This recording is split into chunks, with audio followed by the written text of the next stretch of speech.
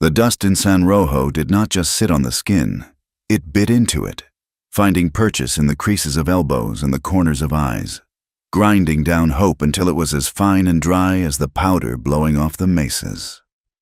Clara Rios wiped the counter of the Golden Spur Saloon for the 100th time that night, her rag gray and damp with spilled whiskey and tobacco juice. She kept her eyes down.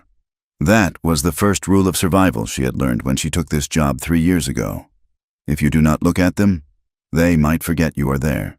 If you are silent, you become furniture, and men do not assault furniture. They might break it in a fit of rage, but they do not hunt it. She was 22 years old, though the sun and the wind had etched fine lines at the corners of her eyes that made her look older. Her hair was thick and dark, pulled back severely and hidden beneath a rough cotton scarf. She wore a dress of faded brown wool that offered no hint of the shape beneath it. It was armor, of a sort. In a town like San Rojo, located precariously on the edge of the New Mexico territory where the law was often just a suggestion written in pencil, a woman alone was prey. The saloon was roaring, a cacophony of piano notes missing their mark, the clatter of poker chips, and the roar of laughter that usually preceded violence. Clara moved through the maze of tables like a ghost, collecting empty glasses and dodging grasping hands with a practiced, fluid motion. She felt the weight of gazes on her back, heavy and hot, but she did not flinch. She simply vanished into the shadows near the kitchen door. It was past 2 in the morning when the crowd began to thin.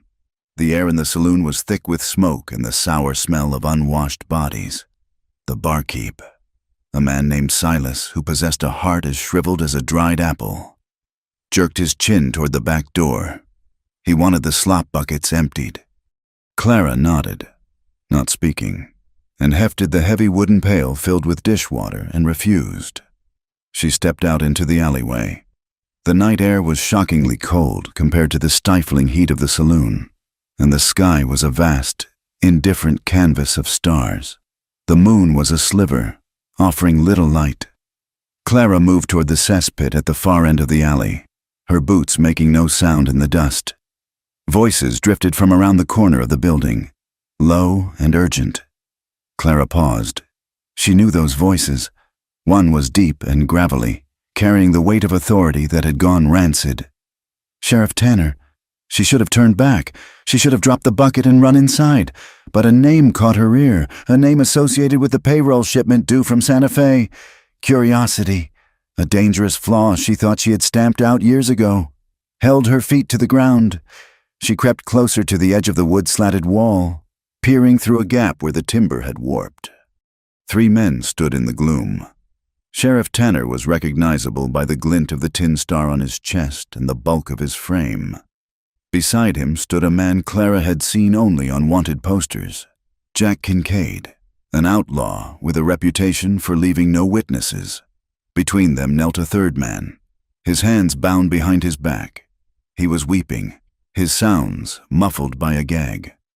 Tanner took a step forward, his boot crunching on the gravel. He spoke clearly, his voice devoid of pity. He said that the man knew too much about the route. He said that loose ends were a luxury they could not afford. Clara stopped breathing. She watched as Tanner drew his revolver. It was a slow, deliberate motion. The kneeling man squeezed his eyes shut. Tanner did not hesitate. He pulled the trigger. The sound was not a bang, but a thunderclap that seemed to shake the very wooden slats Clara pressed against. The kneeling man slumped forward, his life ending in the dirt of a back alley. Tanner holstered his weapon and looked at Kincaid. He told the outlaw to dump the body in the arroyo before sunrise. He said the payroll wagon would be at the pass by noon on Friday, and that the soldiers guarding it were on his payroll too. Clara stepped back, her heart hammering against her ribs like a trapped bird. She turned to flee, but her foot caught the edge of the heavy slop bucket. It tipped over with a wet, splashing crash that sounded like a landslide in the silence following the gunshot. She froze. Around the corner, the voices stopped. Heavy footsteps pounded toward her. Clara did not wait to see them. She dropped the handle and ran. She bolted toward the rear of the boarding house where she rented a room. her skirts gathered in her hands. "Behind her!" A voice roared. It was Tanner. He shouted that someone was there. He shouted for Kincaid to stop them. Clara burst into her small room, her hands shaking so violently she could barely light the kerosene lamp. She did not light it. Darkness was her friend now. She was moved by feeling, frantic and terrified. She knew what she had seen. She had seen the law shaking hands with the devil. If Tanner knew she was the one in the alley, she would be dead before the sun cleared the horizon. She dragged her carpet bag from under the bed. Into it went a change of clothes, a box of cartridges, a loaf of stale bread, and a canteen. From the bottom of her wardrobe, she pulled out a heavy object wrapped in oilcloth. It was an old Colt Navy revolver, a relic her father had left her. She had practiced with it in the canyons when no one was watching, but she had never fired it in anger. She strapped the holster around her waist, the leather cold and stiff. She could hear shouting in the street now. They were searching. Clara slipped out the window. She knew the livery stable boy. A young mute named Thomas often left the rear door unlatched. She ran through the shadows, sticking to the alleyways, avoiding the pools of lantern light that spilled from the houses. The stable smelled of hay and horse sweat. Clara moved to the stall of a roan gelding she knew had stamina. It belonged to the doctor, but the doctor would not be needing it to run for his life tonight. She saddled the horse with trembling hands, tightening the cinch with a strength born of pure adrenaline. She led the horse out the back, walking him until they hit the soft sand of the riverbed so his hooves would not clack on the hard-packed earth of the street. Only when the town was a cluster of dark shapes behind her did she mount up. She kicked the horse into a gallop, heading north toward the jagged silhouette of the Sangre de Cristo Mountains. She did not look back. The sun rose like a judgment, harsh and unforgiving. The desert was a furnace. The heat shimmered off the ground in waves, distorting the horizon until the scrub brush looked like dancing demons. Clara had been riding for hours, pushing the roan hard. Her throat was parched, the water in her canteen warm and tasting of tin. She kept to the washes and the low ground, trying to stay off the skyline, but the desert offered little cover. She knew Tanner would not come alone. He would send men who knew how to track. It was mid-morning when she saw the dust cloud behind her. It was small, miles back, but it was moving with purpose. She urged the gelding faster. The horse was lathered, its breathing labored. She whispered apologies to the animal, promising rest that she knew she might not be able to give. The terrain began to change, rising into rocky foothills. This was dangerous ground. The path narrowed, winding through clusters of boulders and steep inclines. A crack masked the sound of the wind. Stone exploded 3 feet to her left, spraying her with sharp fragments. Clara screamed, ducking low over the horse's neck. They were closer than she thought. She risked a glance backward. 3 riders were closing the distance, their horses powerful and fresh. She saw the glint of sunlight on rifle barrels. Another shot rang out. This one buzzed past her ear like an angry hornet. Clara drew the Colt Navy, though she knew the range was too great. She fired blindly over her shoulder, more to scare them than to hit anything. The recoil jarred her arm. She kicked the roan, forcing it up a steep shale slide. The horse scrambled, hooves striking sparks against the flint. The 3rd shot found its mark. It did not hit her square, or she would have been dead. The bullet grazed the outside of her upper left arm, tearing through the fabric of her dress and carving a furrow through the flesh. The pain was immediate and blinding. A white-hot brand seared into her skin. Clara gasped, nearly losing her grip on the reins. Blood, hot and sticky, began to soak her sleeve. She did not stop. She could not stop. She guided the horse into a narrow fissure between 2 towering rock faces, a path too thin for them to ride 2 abreast. It was a desperate move. The trail led up, sharply up, toward the high country where the air grew thin and the pines began to choke out the sagebrush. The outlaws slowed at the base of the climb. She heard them shouting, arguing about whether to follow her up the treacherous path or flank her. That hesitation bought her time. Clara rode until the world began to tilt. The pain in her arm throbbed in time with the horse's hoofbeats. She was lightheaded, black spots dancing in her vision. The heat of the lower desert had given way to a biting chill as she climbed thousands of feet in elevation. But she was shivering from shock, not cold. The horse stumbled. Clara pitched forward, her grip failing. She slid from the saddle, hitting the ground with a bone-jarring thud. The impact knocked the wind out of her. She tried to rise, but her limbs felt like lead. She dragged herself toward the base of a pine tree, her breath coming in ragged gasps. She checked the cylinder of her revolver. 3 shots left. She listened. The wind whistled through the needles of the ponderosa pines. A hawk screeched somewhere high above, but she did not hear the pursuers. Not yet. She closed her eyes. Just for a moment. The darkness was inviting. It promised an end to the pain in her arm and the terror in her heart. She knew she should stay awake, keep moving. But the exhaustion was a heavy blanket she could not throw off. Her head lolled back against the rough bark. Eli Morgan had not spoken to another human being in 6 months, and he preferred it that way. He was a man carved from the landscape itself, tall, broad-shouldered, with a face weathered by sun and sorrow. His beard was thick, threaded with premature gray that matched the steel of his eyes. He wore a long duster coat that had seen better decades, and a wide-brimmed hat pulled low. He was returning from the mining camps to the west, where he had sold 20 head of cattle for enough gold to buy supplies for the winter. He rode a massive bay stallion that was as temperamental as its owner. Eli saw the horse first. It was a roan gelding, saddled but riderless, grazing on a patch of mountain grass near the trail. The reins were trailing on the ground. Eli pulled his stallion to a halt. His hand dropped instinctively to the Winchester rifle in the scabbard by his knee. A riderless horse in this country usually meant trouble. Snakebite, mountain lion, or a fall, or worse. He dismounted, his boots crunching softly on the pine needles. He approached the roan slowly, speaking in a low, calming rumble. He caught the reins and checked the saddle. There was blood on the leather. Fresh blood. Eli scanned the area. He was a man who noticed things. A broken twig, a disturbed patch of moss. He followed the drag marks in the dirt. They led to the base of a large ponderosa pine. At first, he thought it was a boy. The figure was small, huddled in a coat that looked too big. But when he moved closer, moving the branches aside, he saw the braid of dark hair and the curve of a cheekbone. A woman. Eli stopped. He felt a familiar tightening in his chest.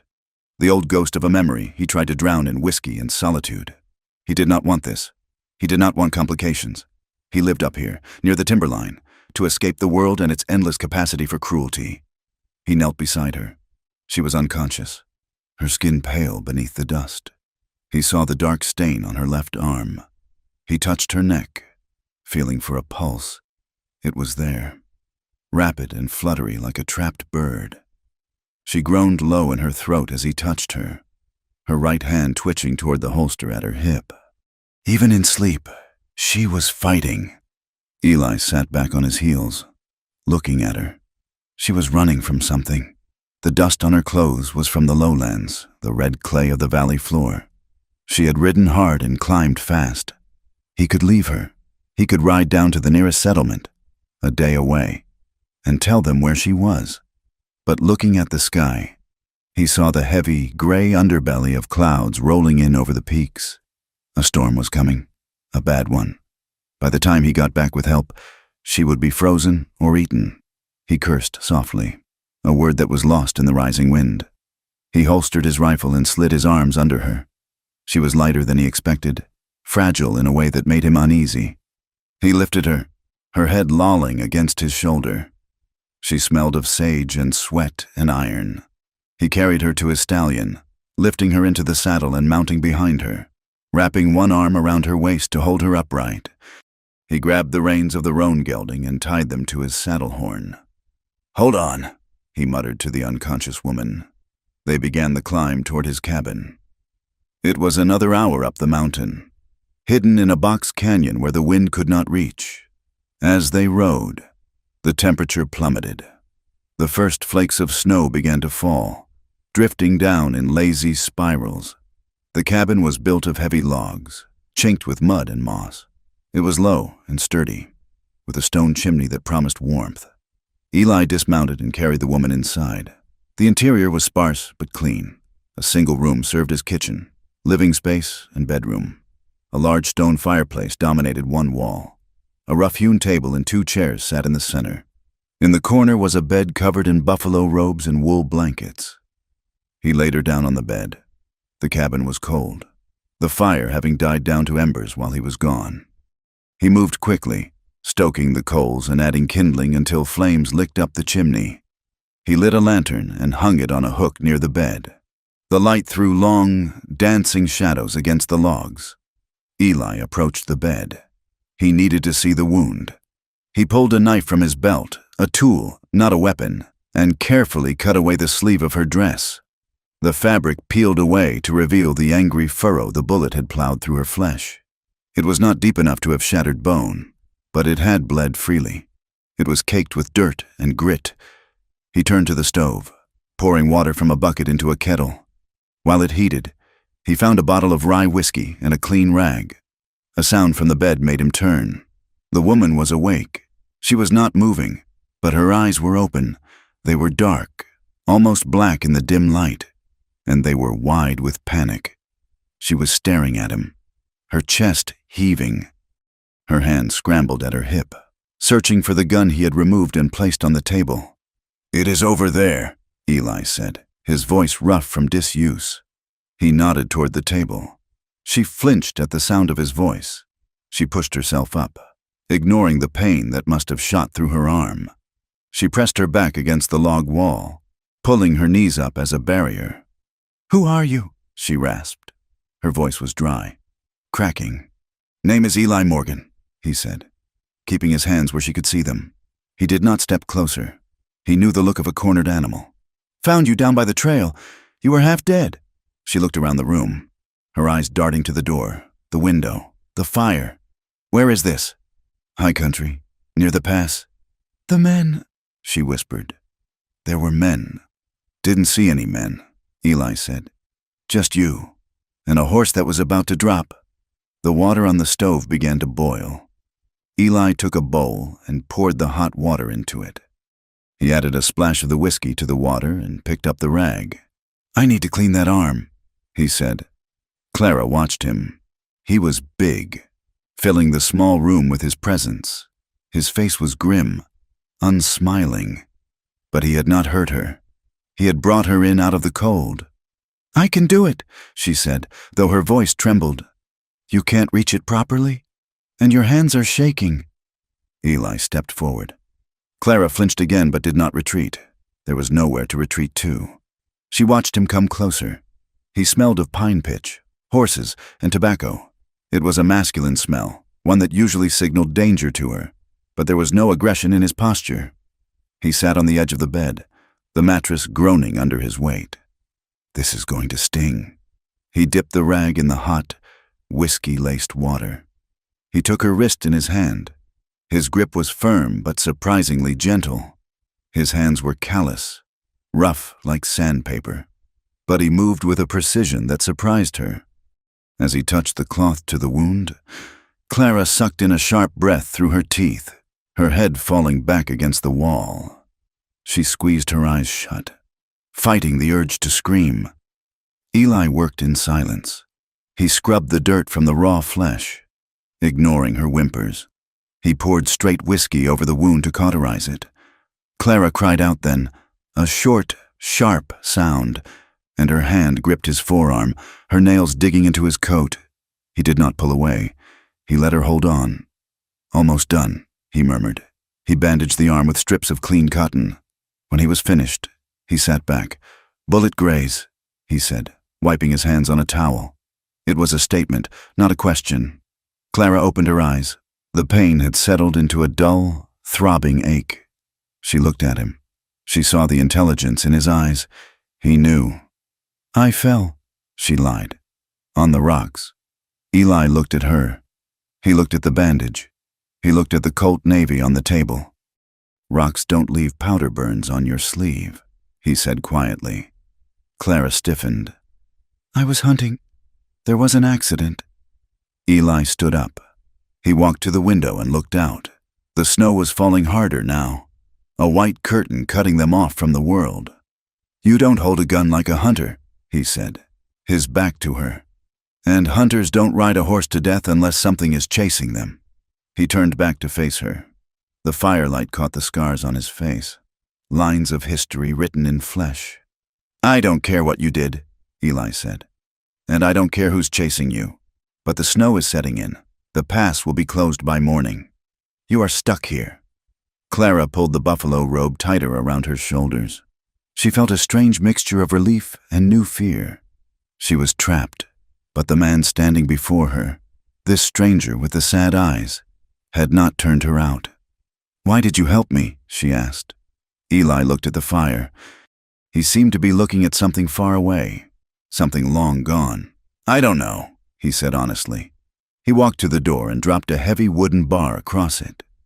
The sound of the lock falling into place was loud in the small room. "Get some sleep," he said. "If anyone comes up that trail, the snow will hide their tracks, but it will hide ours too." Clara watched him as he moved to the corner of the room. Spreading a bedroll on the floor near the fire, he lay down with his back to her, his rifle within easy reach. She lay back on the pillow, the scent of him, wood smoke and earth, filling her senses. She listened to the wind howling outside, a feral thing trying to get in. For the first time in 12 hours, her heart rate began to slow. She was safe. For now. But she knew Tanner would not stop, and she knew that by bringing her here. This man, this Eli Morgan, had just placed himself directly in the path of the storm that was coming for her. She watched the rise and fall of his breathing until exhaustion finally pulled her under. The snow continued to fall, burying the cabin, burying the trail, and burying the secrets that had brought them both to this high, lonely place. The silence of the high country was not empty. It was heavy, pressing against the rough-hewn logs of the cabin with the weight of the falling snow. For the first 3 days, Clara Rios existed in a haze of fever and pain, floating between the sharp bite of the whiskey Eli Morgan used to clean her wound and the dull throb of healing flesh. She watched him through half-closed eyes, her instincts honed by years of survival in San Rojo screaming at her to stay awake, to stay guarded. She expected him to demand something. Men always did, in the saloon. A kindness was a coin that purchased a liberty. A free drink meant a hand on her waist. A ride home meant an expectation of a kiss, or worse. But Eli Morgan was a cipher. He moved through the small cabin with the economy of a man who had lived alone for a long time. He cooked simple meals, venison stew, cornbread, bitter coffee, and placed them beside the bed on a wooden stool. He changed her bandages with hands that were calloused and scarred but surprisingly gentle. His eyes focused entirely on the wound, never wandering to the curve of her neck or the shape of her legs beneath the quilt. He spoke little. His words were functional. "Drink this. Lift your arm. Sleep." Clara kept her hand near the hidden knife she had slipped from the table during her first meal. It was a dull paring knife, but it was steel, and steel was the only friend she trusted. By the 4th day, the fever broke. Clara sat up, the room spinning lazily before settling. The cabin was warm, the stone fireplace radiating heat that battled the creeping frost at the windows. Eli was sitting at the table, cleaning his Winchester. The smell of gun oil and solvent was sharp in the air. He looked up as she shifted. His eyes were the color of slate, unreadable. He asked if she was hungry. Clara nodded, swinging her legs over the edge of the bed. She was wearing one of his flannel shirts, her own dress washed and hanging near the fire to dry. The shirt swallowed her, the sleeves rolled up to her elbows. She felt small, but the dizziness was gone. She ate at the table while he worked. The silence stretched between them, but it was less charged than before. It was the silence of two people waiting for a storm to break. Outside, the world had turned white. The snow had started in earnest the night she arrived and had not stopped since. It piled up against the door, drifting halfway up the window panes. They were entombed in winter. Clara finished the stew and pushed the bowl away. She watched his hands moving over the rifle mechanism. They were large hands, the knuckles swollen from work or fighting, the skin mapped with small white scars. She asked him why he lived up here alone. Eli did not look up. He slid the bolt back into place with a metallic click. He said that down there, people were too loud. He said peace was harder to find than gold. Clara touched the bandage on her arm. She said that peace was just a pause between fights. Eli stopped working. He looked at her then, really looked at her. And for a moment, the stoic mask slipped. She saw a flash of something profound and ancient in his gaze, a recognition of a fellow soldier in a war that had no name. He nodded once, acknowledging the truth of her words, and went back to his rifle. The days bled into one another, marked only by the changing light against the snow. As Clara's strength returned, the confinement began to chafe. She was used to moving, to working.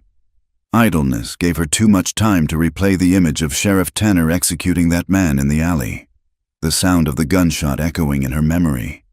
She began to help. At first, Eli tried to stop her, telling her to rest, but Clara was stubborn. She swept the floor. She kneaded the dough for the biscuits, working her frustration into the flour and water. She mended a tear in his coat, using a bone needle and thread from his supplies. They moved around each other like planets in a small orbit, careful not to collide. But the cabin was small, and the storm was relentless. It forced an intimacy that neither had asked for. One evening, the wind howled with a ferocity that shook the door in its frame. The temperature plummeted, and the drafts hissing through the chinking felt like ice knives. Eli built the fire high, piling on logs of seasoned oak until the flames roared. They sat in the two chairs before the hearth, the heat flushing their faces while their backs remained cold. Eli poured 2 tin cups of coffee and handed one to her. Clara wrapped her hands around the hot metal. She looked at the flames. She asked him about the photograph she had seen on the mantel. It was a small daguerreotype in a silver frame, tarnished black at the edges. It showed a woman with a serious face and hair pulled back in a net, standing next to a younger, cleaner-shaven Eli. Eli took a long sip of his coffee. He stared into the fire as if reading a history written in the embers. He said her name was Sarah. The name hung in the air. Clara waited. She knew that tone. It was the tone men used when they spoke of things that had been torn away from them. Eli spoke slowly, his voice low and gravelly. He told her he had been a soldier. He rode with the cavalry in Virginia. He had 2 brothers, Thomas and James. They went in together in 1861, thinking it would be a grand adventure. By 63, Thomas was buried in a field in Pennsylvania, and James had died of gangrene in a hospital tent in Georgia. Clara watched his profile. The firelight cast deep shadows in the hollows of his cheeks. He said he came home to nothing. The farm was burned. The land was salted with blood. So he took Sarah and they came west. They thought the air would be cleaner. They thought they could outrun the ghosts. He paused, his hand tightening around the cup until his knuckles turned white. He said they found a spot in the valley. They built a cabin. Sarah was heavy with their first child. It was going to be a boy. He was sure of it. Then the fever came through the settlement. It moved faster than a prairie fire. He looked at Clara then, his eyes dry but burning with a cold intensity. He said he buried them both on a Tuesday. He said the ground was so hard he broke the shovel. After that, he could not stand the sound of other people's laughter. He could not stand the pity in their eyes. So he came up here, where the only things that died were the things he killed for food. Clara felt a lump form in her throat. She had seen death. San Rojo was paved with it. But this was a different kind of hollow. This was a man who had been carved out from the inside until only the shell remained. She set her cup down on the floor. She told him she was sorry. Eli shrugged, a small, sharp movement. He said sorry for not changing the past. He looked at her. He asked about her family. Clara drew her knees up to her chest, wrapping her arms around her legs. It was a protective pose. She was not used to sharing her story. In her world, Information was ammunition that could be used against you. But the storm and the fire and his confession had created a strange, sacred space. She told him she never knew her father. He was a miner who died in a collapse before she was born. Her mother was a washerwoman who scrubbed the clothes of the wealthy until her hands were raw and red. They lived in a shack on the edge of town where the wind blew the dust through the walls. She said her mother died when she was 15. That was when she went to work at the Golden Spur. Eli frowned. He said 15 was too young for a place like that. Clara let out a short, bitter laugh. She said age did not matter in San Rojo. Only hunger mattered. She told him she learned quickly. She learned that a smile could buy safety for an hour.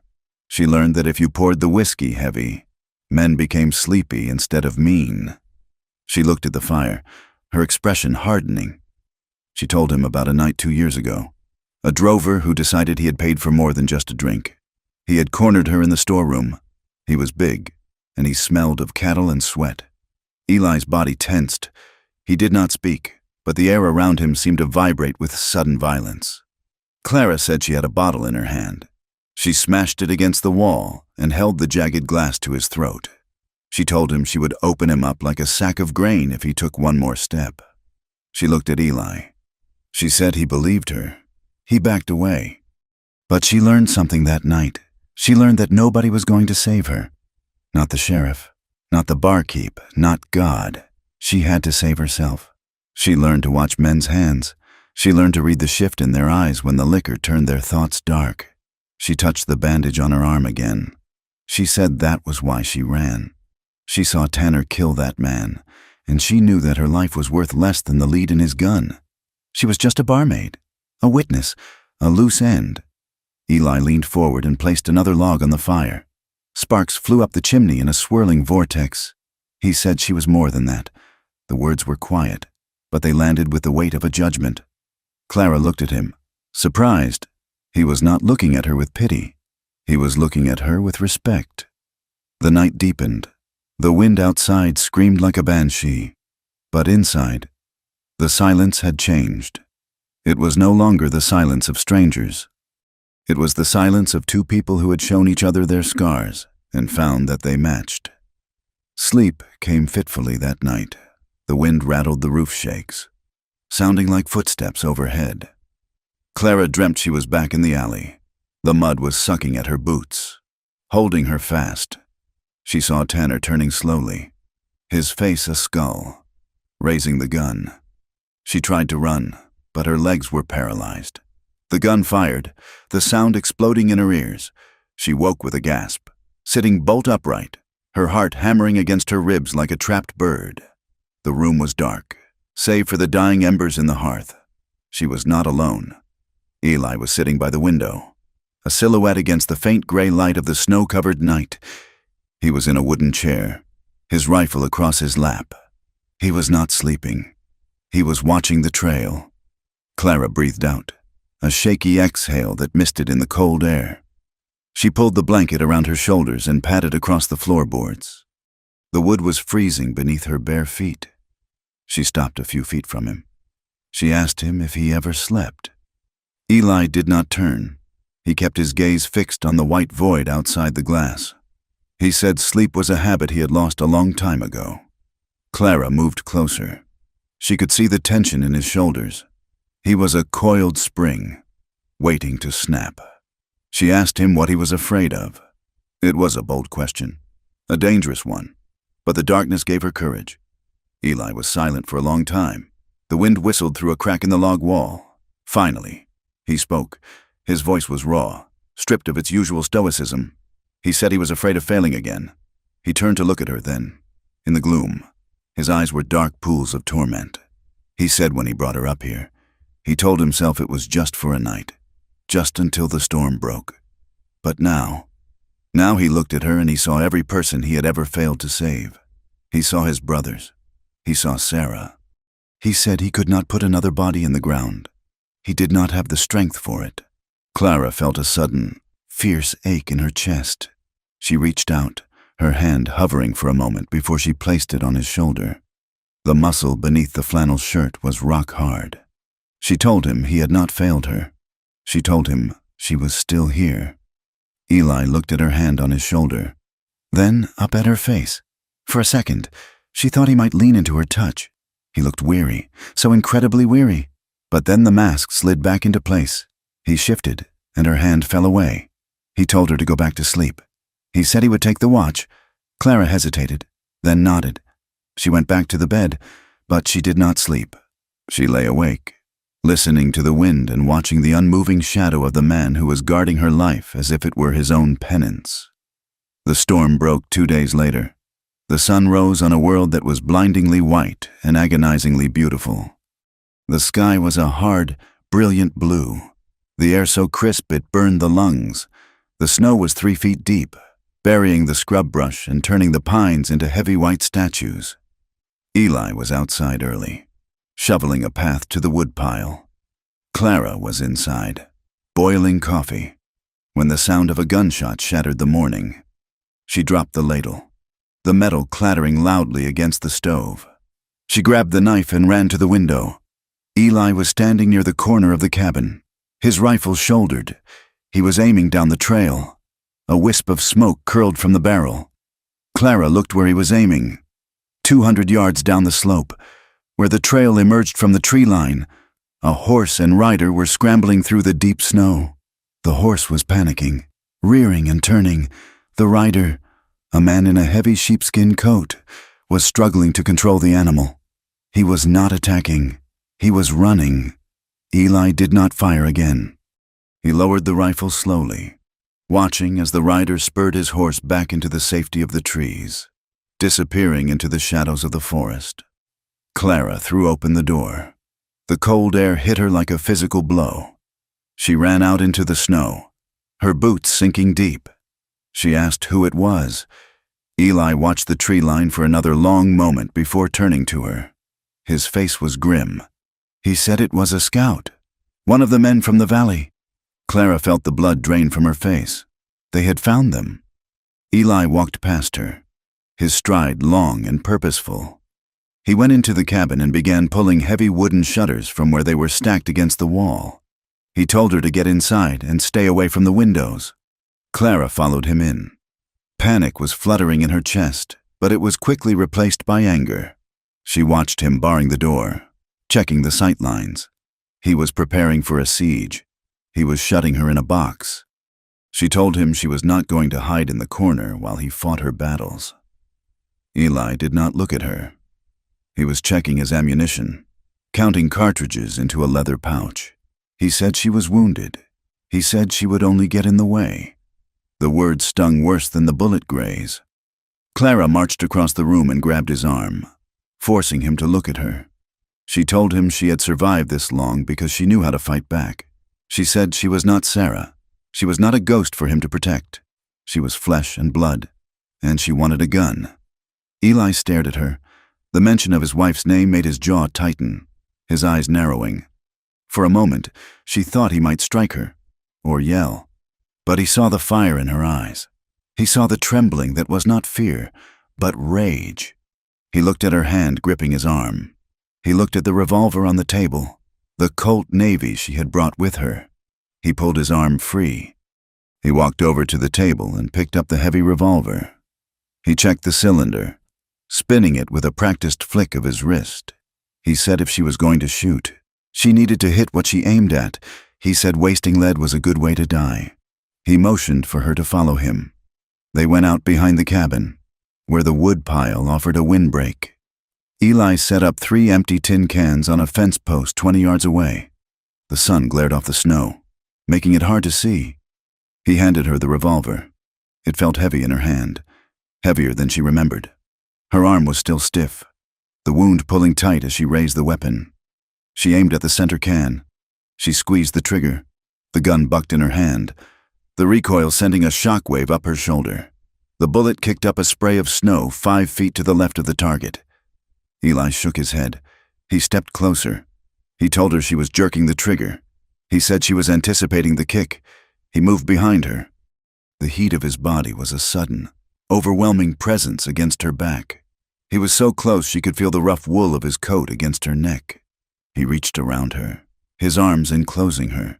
his hands covering hers on the grip of the gun. The world seemed to narrow down to that point of contact. His hands were large and warm, swallowing hers completely. His skin was rough, abrasive against her smoothness, but his touch was incredibly controlled. He told her to relax her shoulders. His voice was right at her ear, a low rumble that vibrated through her spine. He adjusted her grip, his fingers intertwining with hers. He lifted her arms slightly, correcting her aim. He told her to breathe. He said to squeeze, not pull. Like a heartbeat. Clara's breath caught in her throat. She could smell the soap he used, the scent of pine and clean sweat. She could feel the steady thrum of his heart against her back. The danger of the scout, the approaching gang, the cold, it all faded into the background. All that existed was the weight of the gun and the man standing behind her. A silence stretched between them, heavy and electric. It was not the comfortable silence of the firelight. This was a living thing, pulsing with a desire that had been smoldering under the surface since the moment he carried her into the cabin. She turned her head slightly. His face was inches from hers. She could see the gray flecks in his eyes, the fine lines of his weathered skin. He was looking at the target, but his focus was elsewhere. She could feel the tension in him, the restraint that held him back like a dam holding a flood. He did not move away. He held her there, encased in his strength. For a moment, she thought he might kiss her. She wanted him to. The realization shocked her. She wanted this broken, dangerous man to close the distance. She wanted to feel something other than fear. But Eli Morgan was a man of iron will. He took a slow breath, the sound ragged in the quiet air. He squeezed her hands gently. One last correction. He whispered, "Now." Clara forced her eyes back to the tin can. Her heart was racing, but her hands were steady, anchored by his. She exhaled, letting the air empty from her lungs. She squeezed the trigger gently, just as he had shown her. The gun roared. The tin can flew off the post, spinning into the snow with a satisfying clatter. Eli did not let go immediately. He held the pose for a heartbeat longer than necessary, his chest pressed against her back, his chin brushing her hair. Then, slowly, deliberately, he stepped away. The cold air rushed into the space between them, chilling Clara where his heat had been. He cleared his throat. He said that was better. He said to keep practicing until she could hit it every time. He turned and walked back toward the cabin, his boots crunching in the snow. He did not look back. Clara stood alone by the woodpile, the smoking gun in her hand. Her skin was tingling where he had touched her. She looked at the fallen can, then at the retreating figure of the cowboy. She knew then that the danger outside was closing in. But the danger inside, the storm rising between her and Eli, was the one that terrified her the most, and the one she ran toward, despite herself. The snow did not stop. It fell with a relentlessness that felt personal, a white curtain drawn tight around the cabin to shut out the rest of the New Mexico territory. The drifts piled against the north wall were nearly as high as the roof, and the wind scoured the eaves with a sound like a woman keening. Inside, the air was thick with the scent of pine resin and the underlying, electric tension of two people trapped in a box. The threat of the scout had changed the geography of the room. There was no longer a separation of space.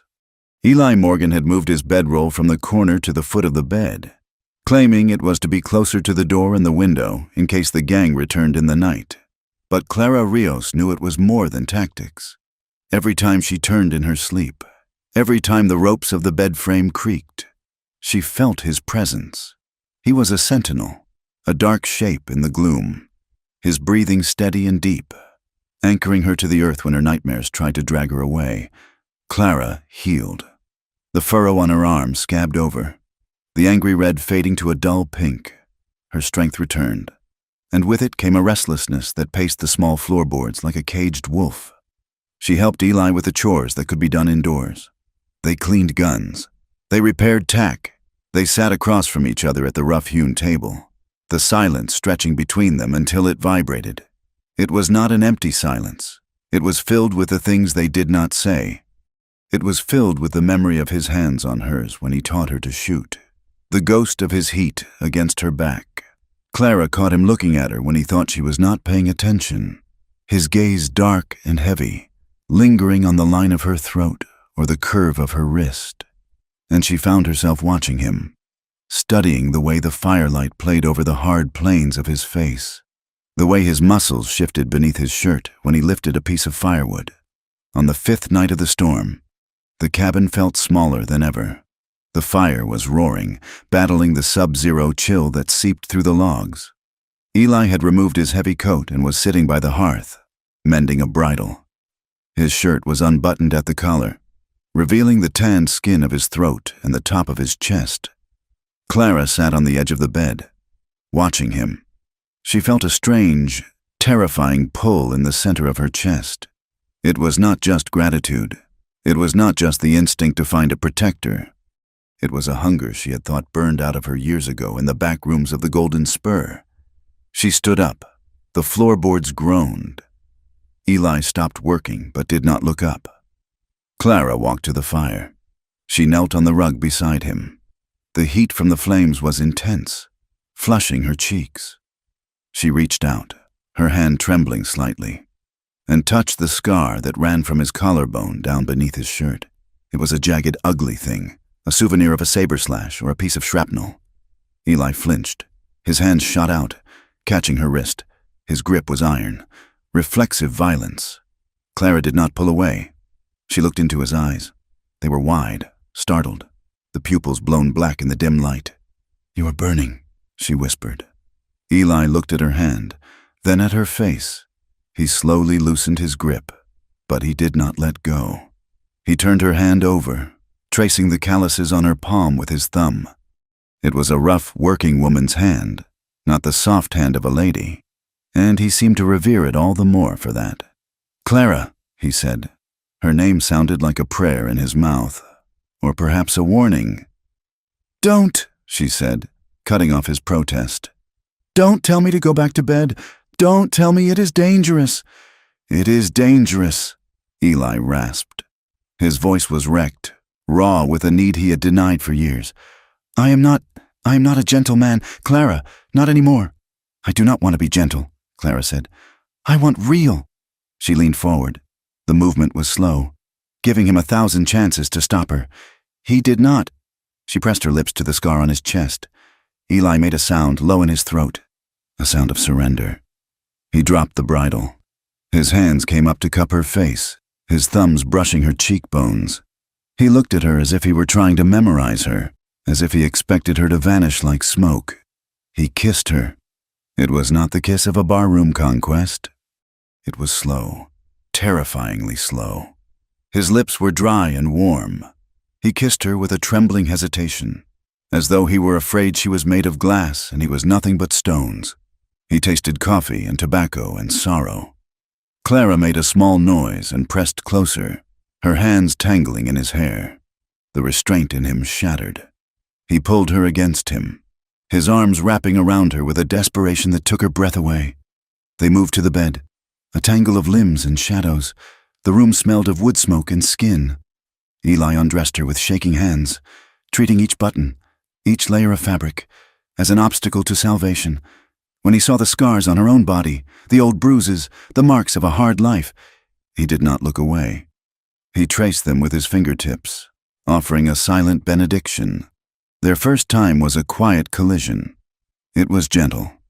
Yes, because Eli held back the storm inside him, moving with an agonizing care. He watched her face, reading every nuance of her expression, terrified of hurting her, terrified of being like the men she had learned to hate. But beneath the gentleness was an aching, hollow need. They were two broken people trying to fit their jagged edges together to make something whole. Clara felt tears pricking her eyes. She felt unworthy of this reverence. She was Clara of the Golden Spur, the woman who knew how to handle drunks, the woman who had seen murder and run. She did not know what to do with a man who touched her as if she were holy. When it was over, the silence returned, but it was changed. It was heavy with the weight of what they had just shared. Clara lay in the crook of his arm, her head on his shoulder. The fire had died down to embers. The wind was still howling outside, but it felt distant now. She felt a sob build in her chest. She tried to swallow it, but it broke free. A sharp, ragged gasp. Then another. She turned her face into his neck and wept. She cried for the girl she had been before the world taught her to be hard. She cried for the shame of wanting him so much. She cried because for the first time in her life, she was naked and vulnerable, and she was not afraid of the man beside her. Eli did not speak. He did not try to hush her. He simply tightened his arm around her, pulling her closer against his side. He rested his chin on the top of her head and stared into the darkness, his hand stroking her hair with a rhythmic, soothing motion.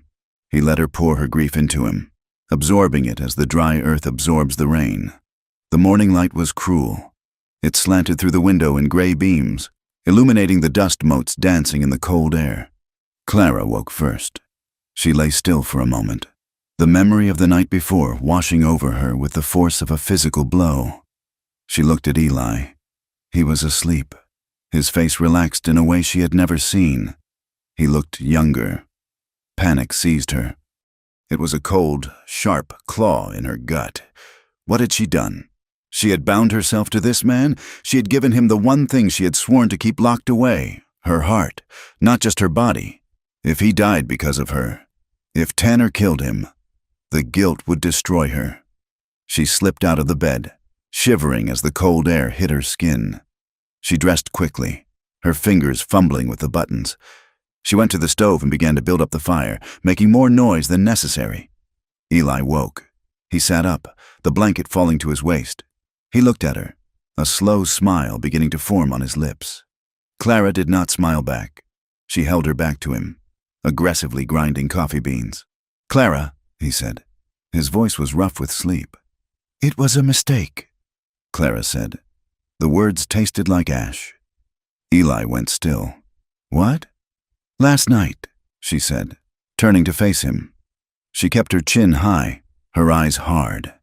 It was the mask she wore when she had to throw a drunk out of the saloon. "It shouldn't have happened. The situation is too dangerous. We aren't thinking clearly." Eli looked at her for a long time. The smile vanished. His face closed up, the shutters coming down over his eyes. He looked at the wall, then back at her. He did not argue. He did not plead. He was a man used to loss. He simply accepted this as another thing that was too good to keep. "If that is how you feel," he said quietly. "It is." Clara lied. Her heart was screaming at her to go back to him, to crawl under the warm blankets and hide from the world. She wondered what it would be like to stay here, to be Clara Morgan, to watch the seasons change from this window. But she could not let herself dream. Dreams were what got you killed. "I need supplies," Eli said abruptly. He threw off the covers and stood up, unashamed of his nakedness as he reached for his trousers. "We are low on coffee and flour, and I need to know what is happening down there." "You can't go to town," Clara said, fear spiking in her voice. "They will be watching." "I can, and I will," Eli said. He dressed with efficient, jerky movements. "I will go to the mining outpost at Granite Creek. It is smaller than San Rojo. News travels, but faces aren't as well known." He strapped his gun belt around his waist. He put on his heavy coat and his hat. He looked like a stranger again. "You stay here," he commanded. He picked up the Winchester and checked the load. "Keep the door barred. Don't open it for anyone but me. I will knock 3 times, then pause, then twice." Clara nodded. She wanted to tell him to be careful. She wanted to tell him she didn't mean what she said. Instead, she handed him a piece of dried venison. "Come back," she whispered. Eli looked at her, his hand on the latch. "I always come back." He slipped out the door, and the cold rushed in to take his place. The ride to Granite Creek took 4 hours through the deep snow. Eli pushed the big bay stallion hard, his mind a turmoil of anger and confusion. He felt the phantom sensation of Clara's skin against his, her tears on his neck. Her rejection stung, but beneath the hurt, he understood it. She was a creature of survival. She was trying to cut the ties before they could be severed by a bullet. Granite Creek was a miserable collection of shacks and tents clinging to the side of a canyon, inhabited by men who had failed to find gold elsewhere. The general store was a leaning structure of raw pine that smelled of kerosene and rotting potatoes. Eli tied the stallion to the rail and walked in. He kept his hat low, his collar up. He bought a sack of flour, 5 pounds of coffee, and a side of bacon, while the clerk, a man with one eye and a tremor in his hands, tallied the bill. Eli walked over to the notice board by the potbelly stove. There it was, a wanted poster. The ink was fresh. It bore a sketch that looked vaguely like Clara. Dark hair, high cheekbones, wanted. It read, Clara Rios, for theft and sedition, dead or alive. Reward, $500. $500. That was a fortune. That was enough to make every drifter in the territory a hunter. Theft and sedition. A voice rasped behind him. Eli turned slowly. 3 men were sitting around a crate, playing cards. They were rough trade, miners or hired guns, dirty and looking for trouble. That is a lot of money for a Mexican whore, the man said. He was missing his front teeth, and his eyes were watery and mean. Word is, she stole the sheriff's payroll. But my cousin in San Rojo says she just saw something she wasn't supposed to, says she was Sheriff Tanner's personal entertainment, and she got greedy. The other men laughed. It was a wet, ugly sound. Eli felt a cold rage settle over him. It was a familiar feeling, a cloak of ice that sharpened his vision and slowed his heart. He walked over to the table. "You have a foul mouth, friend," Eli said softly. The man looked up, squinting. "And who might you be? Her pimp?" Eli did not hesitate. He did not telegraph the move. He drove his right fist into the man's face with the force of a sledgehammer hitting rock. There was a sickening crunch of cartilage. The man flew backward, his chair shattering against the floor. He lay there, groaning, blood gushing from his ruined nose. The other 2 men scrambled to stand, their hands going for their belts. Eli stepped back, his hand hovering over the Colt on his hip. He did not draw, but the threat was absolute. He looked at them with eyes that had seen the slaughter at Antietam and the starving winters of the High Plains. "Sit down," Eli said. They sat. Eli turned back to the counter. The clerk was staring at him, mouth open. "And 2 boxes of 44-40 ammunition," Eli said calmly. "And a box of 45 Colt." He paid with gold dust, collected his supplies, and walked out. He did not run. He untied his horse, checked the cinch, and mounted up. But as he rode out of town, he felt the eyes on his back. He knew the peace was over. The ride back was a gauntlet. The sun was sinking, casting long purple shadows across the snow. Eli kept to the trees, avoiding the open trail. He knew he was being followed. He could feel it. About 2 miles from the cabin, the trail narrowed, passing through a dense thicket of aspen and spruce. Eli pulled the stallion up. He dismounted and slapped the horse on the rump, sending it trotting up the path alone. He moved into the trees, sinking into the deep snow. He found a spot behind a fallen log that offered cover and a clear line of sight down the trail. He levered around into the chamber of his Winchester and waited. 10 minutes later, they appeared. 2 riders. They were tracking his horse's prints, their heads down.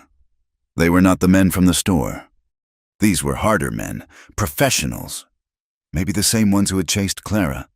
They slowed as they saw the empty trail ahead. "Where is he?" one shouted. "Tracks keep going," the other said. "He must be walking." "Or waiting," the first one said, reaching for his rifle. Eli exhaled. He aimed at the chest of the lead rider. He did not want to kill. He was tired of killing. But Clara was waiting in that cabin. Clara, who had cried in his arms. Clara, who had looked at him with hope before she remembered to be afraid. He squeezed the trigger. The rifle cracked, the sound flat and loud in the cold air. The lead rider was punched backward out of his saddle, hitting the snow with a thud. He did not move. The second rider panicked. He spurred his horse, wheeling it around. Eli worked the lever of the Winchester, the brass casing flying into the snow. He fired a second shot, deliberately wide, taking a chunk of bark off a tree right next to the man's head. "Tell Tanner!" Eli roared, his voice echoing off the canyon walls. "Tell him I am waiting!" The rider did not look back. He galloped down the trail, disappearing into the gloom. Eli stood up. He walked over to the fallen man. He was dead before he hit the ground. Eli looked at him for a moment, feeling the old, familiar weight of a taken life settle onto his soul. He caught the man's horse, mounted it, and rode up the trail to catch his stallion. When he reached the cabin, it was fully dark. He dismounted, his body aching, the adrenaline crash leaving him shaking. He grabbed the supplies and walked to the door. He knocked 3 times, paused, knocked twice. The bar slid back instantly. The door flew open. Clara stood there, the Colt Navy in her hand, her eyes wild. She saw him, saw the blood on his coat, not his own, but she didn't know that. Saw the grim set of his jaw. "Eli," she choked out. She dropped the gun. She did not ask if it was a mistake. She did not ask about the danger. She threw herself at him, launching her body against his with a force that nearly knocked him over. Eli dropped the supplies in the snow. He caught her, lifting her off her feet. He kicked the door shut behind them, shutting out the cold and death and the world. Clara was kissing him before he could speak. This was not the gentle, hesitant kiss of the night before. This was fierce. I was hungry. It was the kiss of a woman who had spent the last 6 hours thinking he was dead. Her hands were in his hair, on his face, checking for wounds. "You came back," she gasped against his mouth. "You came back." "I told you," Eli growled. He carried her to the bed.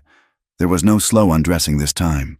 There was a frantic urgency, a desperate need to prove that they were both alive, both here, both warm. Clara's fingers dug into his shoulders, her nails biting into the skin. She pulled him down to her, arching her back, demanding him. "Make me forget," she whispered. "Make me forget them." Eli silenced her with his mouth. He kissed her with a possessive intensity that matched her own. The desire that flared between them was hot and bright, fueled by the adrenaline of the ambush and the terror of loss. It was a claim. It was a declaration of war against anyone who tried to separate them. Their second time was a battle and a dance. It was sweat and friction and the desperate, rhythmic affirmation of life in the face of death. When Clara cried out, it was not in shame, but in triumph. And when Eli finally let go, burying his face in the curve of her neck, he knew that he was no longer just a man hiding from the world. He was a man with something to lose, and God help anyone who tried to take it. The thaw arrived not with a shout, but with a whisper. It began as the dripping of icicles from the eaves of the cabin, a rhythmic tapping that counted down the seconds of their reprieve. The snow, which had acted as a fortress wall, began to retreat, revealing patches of wet, brown earth that smelled of rot and rebirth. The mountain pass would soon be open, and with the clear roads came the inevitability of the hunt. Eli Morgan stood on the porch, watching the water run in rivulets down the path he had shoveled. He smoked a cigarette he had rolled with the last of his tobacco. His eyes narrowed against the glare of the sun on the diminishing drifts. He knew the waiting game was over. Staying meant dying. He went inside. Clara was packing the few belongings she had. She moved with a nervous energy, her eyes darting to the window every time a branch snapped in the warming woods. Eli told her they had to move. He said the snow was melting fast in the lower valley. He suggested they head north, toward Santa Fe. He knew a federal judge there, a man who owed him a favor from the war days. If they could get out of the territory, or at least to a jurisdiction where Sheriff Tanner held no sway, she might be safe. Clara stopped packing. She stood by the table, her hands gripping the rough wood until her knuckles turned white. She shook her head slowly. She said going north would not be enough. She said Tanner would never stop, not for a witness, but he was not chasing a witness. He was chasing a liability. She looked at Eli, her dark eyes fierce and frightened. She revealed the truth she had held back even in their most intimate moments. She told him about the journal. She explained that living in the Golden Spur had made her invisible to the men who drank there. They spoke of bribes, of stolen cattle, of murders covered up as accidents. And she had written it all down. She had a ledger, stolen from the dry goods store, hidden beneath a loose floorboard under her bed in the boarding house. It contained dates, names, and amounts. It detailed Tanner's cut of the railway protection money. It was not just a diary. It was an indictment. Clara said she kept it for insurance, thinking it would buy her freedom one day. Instead, it had bought a price on her head. That was why the bounty was $500. They did not just want her dead. They wanted to burn that book. Eli listened in silence. The smoke from his cigarette curled blue in the shaft of sunlight. He understood now. The stakes were not just survival. They were justice. If they ran to Santa Fe without the book, they were fugitives. If they went back and got it, they were accusers. He crushed the cigarette out on the stone hearth. He said they were going back. The preparation took 2 days. Eli rode to a neighboring homestead, a place 5 miles east run by an old trapper named Silas. He sold the bulk of his remaining cattle and 2 of his best unbroken colts. He needed cash, and he needed to travel light. He told Silas he was moving on, chasing a new start in Oregon. It was a lie, but in the West, lies were the currency of travel. He returned with a heavy saddlebag of gold coins and a plan. They would ride to the outskirts of San Rojo, retrieve the journal under the cover of darkness, and then turn north.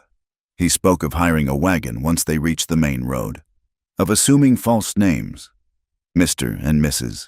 Miller, settlers bound for the Dakotas. It was a fragile hope, but it was all they had. They rode out at dawn on a Tuesday, the sky a bruised purple over the peaks. Clara rode the roan gelding Eli had nursed back to health, and Eli rode his massive bay stallion. They descended from the high timber into the scrublands, the air growing warmer and thicker with dust the lower they went. The journey was a quiet one. The landscape shifted from the sanctuary of the pines to the exposure of the Red Rock canyons. They rode single file, Eli taking the lead, his Winchester resting across his saddle horn.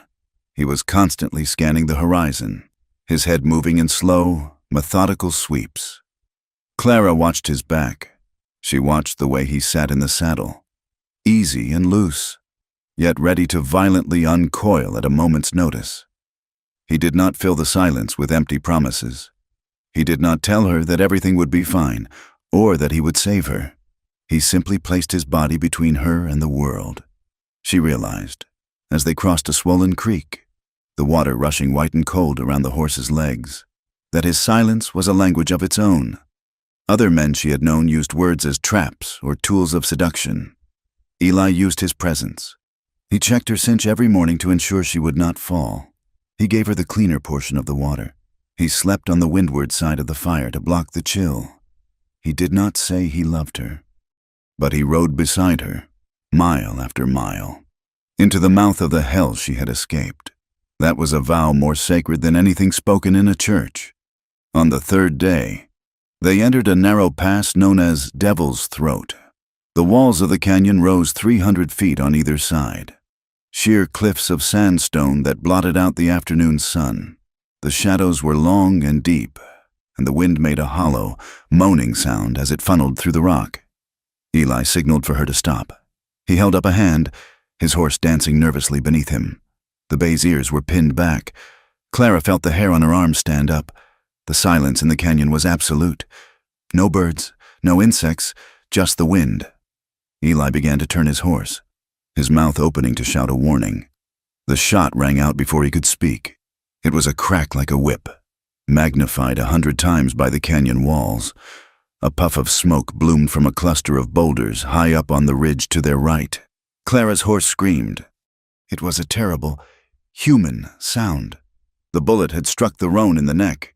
The animal reared, its legs flailing, blood spraying in a hot mist. Clara was thrown from the saddle. She hit the hard-packed dirt with a force that knocked the breath from her lungs, rolling instinctively toward the canyon wall. The roan collapsed, thrashing in the dust, trapping her rifle beneath its weight. More shots erupted, a hail of lead pinging off the rocks around them. They were pinned down. It was an ambush, well laid and merciless. Eli did not run. He spurred the bay stallion, not away from the fire, but across the line of it, drawing the shooter's eyes. He pulled his Winchester and fired one-handed, working the lever with a fluid, deadly speed. He was making himself a target to buy her time. "Run!" he roared. "Clara, get to the rocks!" Clara scrambled on her hands and knees, dragging herself behind a fallen slab of sandstone. She looked back. A bullet caught Eli. She saw the impact. It struck him high in the left shoulder, jerking him backward in the saddle. He nearly fell, but his hand clamped onto the saddle horn with a desperate strength. He fired again, suppressing the gunman on the ridge. He wheeled the stallion around, galloping toward her position. He slid from the horse while it was still moving, hitting the ground and stumbling into the cover of the rock slab beside her. He was pale, his teeth gritted in a rictus of pain. Blood was already soaking the entire left side of his duster. "They have the high ground," Eli gasped. Pressing his back against the stone, he checked his rifle. "We have to move. There is a cave. Further back, a washout." The gunfire intensified, chipping away at their cover. Stone fragments rained down on them. "Can you walk?" Clara asked, grabbing his good arm. "I can fight," Eli growled, though his eyes were glassy with shock. They moved. It was a desperate, scrambling retreat. Clara practically dragged him, her arm around his waist, half carrying his weight. They moved from boulder to boulder, using the terrain to shield them from the snipers above. The outlaws shouted to one another, their voices echoing like demons, confident that their prey was cornered. They found the cave. It was little more than a deep fissure in the canyon wall, hidden behind a screen of dry brush. Clara pushed Eli inside and collapsed next to him. The space was small, damp, and smelled of bat guano and old dust, but it was defensible. The entrance was narrow. The men would have to come in single file. Eli slumped against the cave wall. His breathing was ragged and shallow. The blood loss was significant. The bullet had not exited. It was lodged deep in the muscle, grinding against the bone. Outside, the shooting stopped. The outlaws were waiting. They knew the horse was dead. They knew the man was hit. They could afford to wait for nightfall. Clara looked at Eli. He was fading. His skin was gray, clammy to the touch. If she did not get the bullet out, the infection or the blood loss would kill him before morning. She unbuttoned his coat and tore open his shirt. The wound was an ugly, purple pucker, oozing dark blood. "I have to take it out," Clara said. Her voice trembled, but her hands were steady. She reached into his pocket and pulled out his clasp knife. She sterilized the blade with the last drops of whiskey from his flask, then poured the rest over the wound. Eli hissed, his body arching off the dirt floor. "Do it," he whispered, "before I pass out." Clara had never performed surgery. She had dressed wounds, yes, but digging into living flesh was a horror she was not prepared for. But she looked at the entrance of the cave, where the light was fading, and then at the man who had ridden into hell for her. She gripped the knife. She told him to hold on. The next hour was a blur of blood and terror. Eli groaned, a low, guttural sound that tore at her heart. When the knife tip found the lead, he screamed once, then slumped into unconsciousness. Clara wept silently as she worked, her fingers slick with his blood, until she finally levered the flattened slug free. She packed the wound with strips of her petticoat and bound it tight. Night fell. The temperature in the canyon dropped rapidly. The cave became an icebox. Clara could not risk a fire. The smoke would give away their exact position to the men waiting outside. Eli began to shiver. It started as a tremor and grew into violent convulsions. The fever was setting in. Clara lay down beside him on the hard stone floor. She opened her coat and wrapped it around him, pressing her body against his to share her warmth. She pulled his heavy duster over both of them. In the pitch black, Eli began to talk. He was not talking to her. He was back in Virginia. He was back in the valley with the fever. "Sarah," he murmured, his voice thick and slurred. "Sarah, The water is rising. Stay with me." Clara stiffened. It hurt. It hurt more than she expected. To hear him call for a ghost while she was the one bleeding for him. "I am here," she whispered. "I failed you," Eli cried out softly, turning his head restlessly. "I couldn't stop it. I'm sorry. Don't leave me." Clara held him tighter. She stroked his damp hair, fighting back her own exhaustion. She realized then that his guilt was a living thing, a monster that ate him from the inside. He wasn't just afraid of dying. He was afraid of living and failing again. She leaned close to his ear. "I am not her," Clara whispered fiercely into the dark. "Eli, listen to me. I am not Sarah. I am Clara, and I am not leaving." He quieted for a moment, his breathing hitching. "Clara?" he breathed. "I am here," she said, "and I will stay. If you want me, I will stay until the end." She felt him relax slightly. The shivering began to subside as her body heat seeped into him. He buried his face in her shoulder, seeking comfort like a child. The cold pressed in from the canyon, a physical weight. But beneath the fear and the pain, something else took root. In that dark, freezing cave, with the smell of blood and dust in the air, Clara felt a profound sense of belonging. She was no longer running away. She was fighting for something. She was holding the only thing in the world that mattered to her. She held him through the long hours of the night.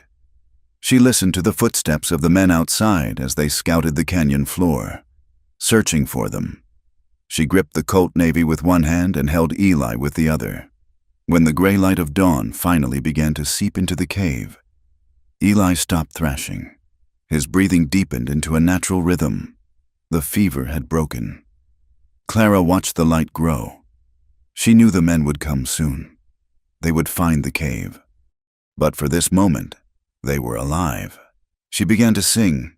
It was a soft, mournful melody in Spanish, a song her mother used to sing while scrubbing the floors of the rich. It was a song about a swallow that flew too far from home, but found a tree that would shelter it. Eli stirred. He opened his eyes. They were clear. The glassy look of delirium was gone. He looked up at her. He saw the blood on her hands, the exhaustion etched into her face, the fierce set of her jaw. He heard the song. He did not speak. He reached up with his good hand and touched her cheek. His thumb brushed away a smudge of dirt. In that touch, there was no ghost of Sarah. There was only recognition. He saw her. He saw Clara. "You are singing," he rasped, his voice weak but steady. "To keep the spirits away," Clara said softly, stopping the song. "They are gone," Eli whispered, his eyes locking onto hers. "You chased them off." He tried to sit up, wincing as the pain in his shoulder flared. Clara helped him, propping him against the wall. "We have to move," he said, looking toward the entrance. "They will come with the sun." Clara nodded. She checked the cylinder of her revolver. She handed him his gun belt. "Can you ride?" she asked, though she knew they had no horses. "I can walk," Eli said. "And I can shoot." He looked at her, and for the first time since they met, he offered her a small, grim smile. "They'll face me first," he had said once, but now, looking at her, he corrected himself. "We face them together," he said. Clara helped him stand. They moved toward the light, leaving the cave and the ghosts behind them. The canyon waited, silent and deadly, but they stepped into it side by side. The return to San Rojo was a descent into the belly of the beast. They left the bay stallion and the stolen gelding in a thicket of mesquite a mile outside of town, approaching on foot under the cover of a moonless sky. The darkness was thick and suffocating, smelling of wood smoke and damp earth from the recent thaw. Every shadow looked like a gunman. Every rustle of the wind in the sagebrush sounded like a cocking hammer. Eli moved stiffly. The wound in his shoulder, though bound tight and cleaned, was a fire in his flesh. He favored his left side, his breath hitching with every step that jarred his frame. But he did not stop. He held his Winchester with a white-knuckled grip, his eyes scanning the perimeter of the sleeping town. They skirted the back alleys, moving behind the livery stable and the dry goods store. The mud sucked at their boots. The town was quiet, save for the tinny sound of a piano drifting from the Golden Spur and the occasional bark of a dog. When they reached the rear of the boarding house, Eli stopped. He pressed his back against the rough wood of the wall, his face pale in the gloom. "Go," he whispered. His voice was a rasp, tight with pain. "I will watch the alley. If things go wrong, you run. Do not look for me." Clara looked at him. She wanted to argue, to tell him she would not leave him, but there was no time. The journal was the key. Without it, they were just fugitives. With it, they were the law. "Wait for me," she said. She slipped through the back door, which she knew from memory always stuck on the jamb. She raised it gently, silencing the hinges. The hallway smelled of boiled cabbage and old dust, a scent that instantly transported her back to a life she thought she had shed. She moved like a ghost up the narrow stairs, counting the creaking boards to avoid them. Her room was at the end of the hall. It was unlocked. Sheriff Tanner likely thought she was dead or long gone. There was no need to guard an empty bird cage. Clara entered and closed the door softly. The room was exactly as she had left it. The narrow bed, the cracked wash basin, the wardrobe that held her few pitiful dresses. It felt like a museum of a dead woman. She fell to her knees beside the bed, shoving the frame aside. Her fingernails scrabbled at the floorboards. She found the loose one, the third from the wall, and pried it up. It was there, the leather-bound ledger, wrapped in oilcloth. She pulled it out, her hands trembling. This book held the names of the men who had killed for profit, the dates of the shipments Tanner had allowed to be raided, the blood money he had taken. It was heavy, heavier than paper should be. She tucked it inside her shirt, against her skin. She stood up, her heart hammering a frantic rhythm against her ribs. She had it. They could go. She turned to the door. From the alley below, a shout shattered the night. "He's here, behind the house!" It was followed immediately by the roar of a shotgun. Clara screamed, "Eli!" She threw the door open and sprinted down the hallway, heedless of the noise. She burst out the back door just as the alley erupted into chaos. Eli was crouched behind a stack of barrels, firing his Winchester. Muzzle flashes lit up the darkness like strobe lights. 3 men were advancing from the main street, taking cover behind the corner of the saloon. "Get back!" Eli roared. Seeing her emerge, he levered a fresh round and fired, the bullet kicking up dirt at the feet of the lead gunman. Clara drew her Colt Navy. She fired blindly toward the shapes in the dark, the recoil jarring her arm. "Run, Clara!" Eli shouted. He stood up, exposing himself to draw their fire away from her, but the trap had 2 jaws. As Clara turned to flee toward the stables, 2 more men stepped out from the shadows of the boarding house, their guns drawn. One of them was Jack Kincaid. He was smiling. "Going somewhere, darling," Kincaid sneered. He lunged. Clara tried to bring the gun around, but he was too fast. He backhanded her across the face, a blow that knocked the world sideways. She hit the ground hard, the taste of copper filling her mouth. Her gun skittered away into the mud. Kincaid grabbed her by the hair, hauling her to her knees. He pressed the cold muzzle of his revolver against her temple. "Drop it, cowboy!" Kincaid screamed at Eli. "Drop it or I paint the wall with her brains!" Eli froze. He was 20 feet away. He had a bead on the man to his left, but he saw Kincaid. He saw the gun at Clara's head. He saw the terror in her eyes and the blood running from her lip. The fight went out of him. It drained away, leaving him looking old and broken. He slowly lowered the rifle. "Let her go," Eli said. His voice was calm, terrifyingly calm. "Gun on the ground," Kincaid commanded. Eli dropped the Winchester. Then he unbuckled his gun belt and let it fall. He raised his hands. "Don't," Clara whispered, the word choking her. "Eli, don't!" Men swarmed him. They hit him with the butts of their rifles, driving him to his knees. Clara watched, screaming, as they kicked him, the sounds of boots striking flesh sickeningly loud in the alley. "Enough!" a deep voice boomed. Sheriff Tanner stepped into the light of a lantern someone had raised. He looked at Eli, who was spitting blood into the dirt, and then at Clara. "Lock the bitch in the cell," Tanner said, adjusting his hat. "And take him to the stable. Make sure he lasts until morning. I want to hang him when the sun is up." Kincaid dragged Clara to her feet. She struggled, kicking and scratching, but he was strong. He marched her down the street, past the gawking faces of the townsfolk who had spilled out of the saloon. They looked at her with a mixture of pity and morbid curiosity. No one moved to help. The jailhouse was a brick block in the center of town. Kincaid shoved her into the single cell and slammed the iron door. The key turned with a final, heavy clank. Clara threw herself against the bars, gripping the cold iron until her hands ached. "You can't do this. He needs a doctor." Kincaid just laughed and walked out, leaving her in the dark. Hours passed. The silence of the jail was broken only by the scratching of rats in the walls. Clara paced the small cell, her mind a whirlwind of panic. She touched the lump under her shirt. They hadn't searched for her. In their arrogance, they thought she was just a scared girl. They hadn't looked for the ledger. The door to the office opened. Sheriff Tanner walked in. He pulled a chair over to the cell door and sat down, straddling it. He lit a cigar, the pungent smoke drifting through the bars. "You caused me a lot of trouble, Clara," Tanner said. He sounded like a disappointed father. "All this running, and for what? A dead man?" "He is not dead," Clara said, her voice trembling with rage. "He will be," Tanner said. "At dawn. And you?" He looked her up and down, a slow, assessing gaze that made her skin crawl.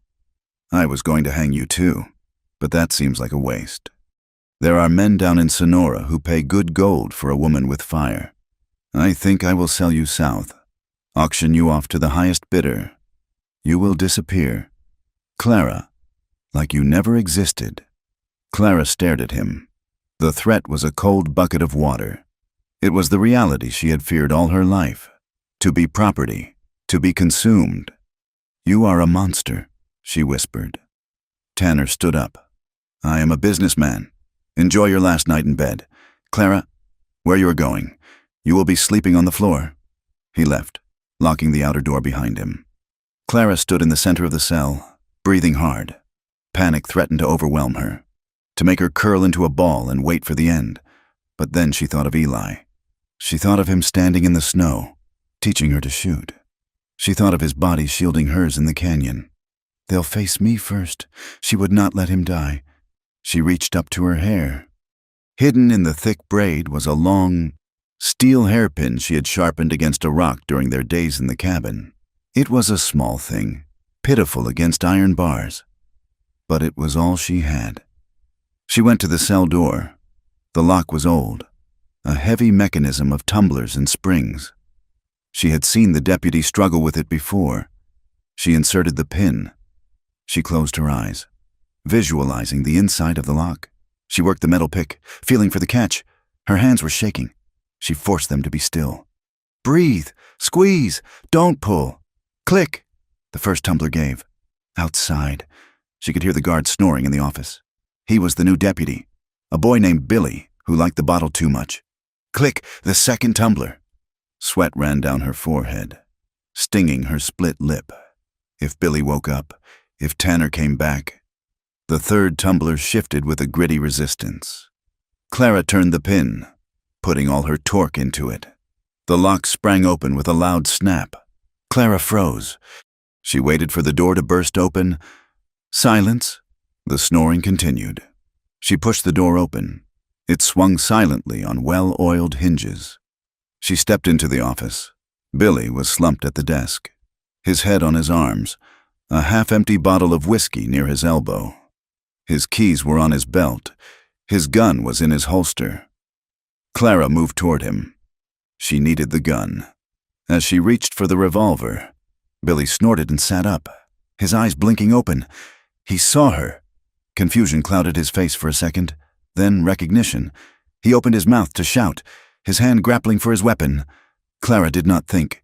She drove the sharpened hairpin into his thigh, sinking it deep into the muscle. Billy shrieked. A high, thin sound, and doubled over, clutching his leg. Clara grabbed the heavy whiskey bottle and brought it down on the back of his head. The glass did not break, but the impact made a dull thud. Billy slumped forward, unconscious. Clara snatched his revolver from the holster. It was a heavy army Colt. She checked the load. Full. She grabbed the keys from his belt and ran out the door. The street was empty. The town was asleep, confident that the excitement was over. Clara stuck to the shadows, moving toward the livery stable at the far end of town. She could see light spilling from the wide double doors.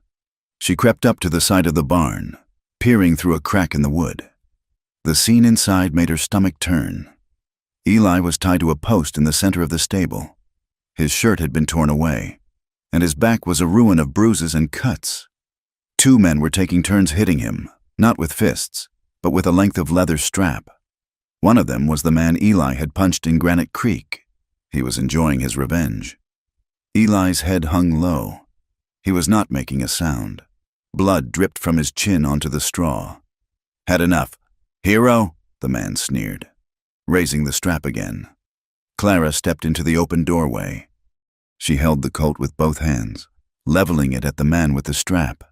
"Step away from him," she said. Her voice was not loud, but it cut through the air like a knife. The men spun around. They saw a disheveled woman in a torn dress, holding a gun that looked too big for her hands. They laughed.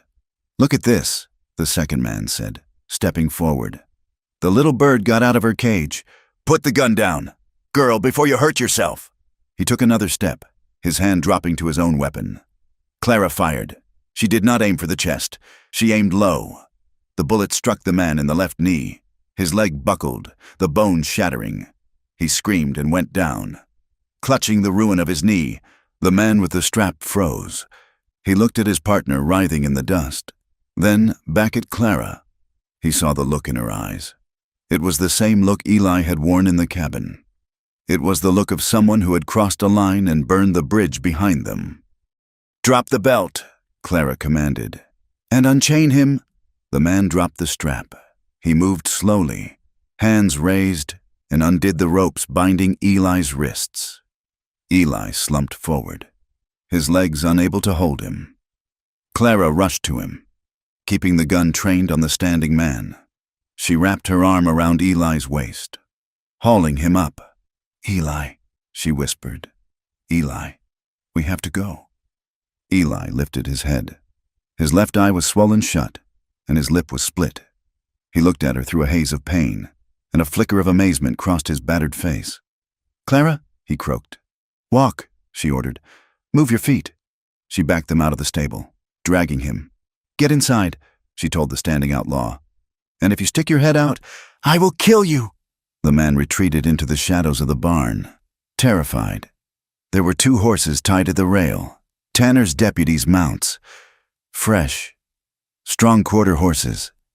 Clara helped Eli into the saddle of the nearest one. He groaned, swaying dangerously, but he gripped the mane. Clara mounted the second horse. She tied Eli's reins to her saddle horn. "Hold on," she said. She kicked her horse into a gallop. They tore out of San Rojo, the hoofbeats thundering like a drum roll.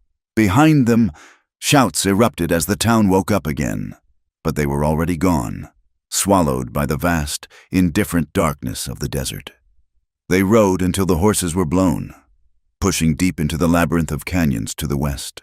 They did not stop until the sun began to paint the sky in bruised shades of purple and orange. Clara found a hidden cut in the rock, a place where an old stream bed provided shelter and a trickling spring. She helped Eli down.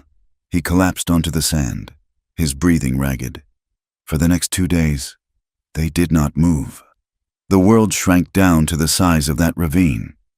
Clara tended to him with a fierce, singular focus.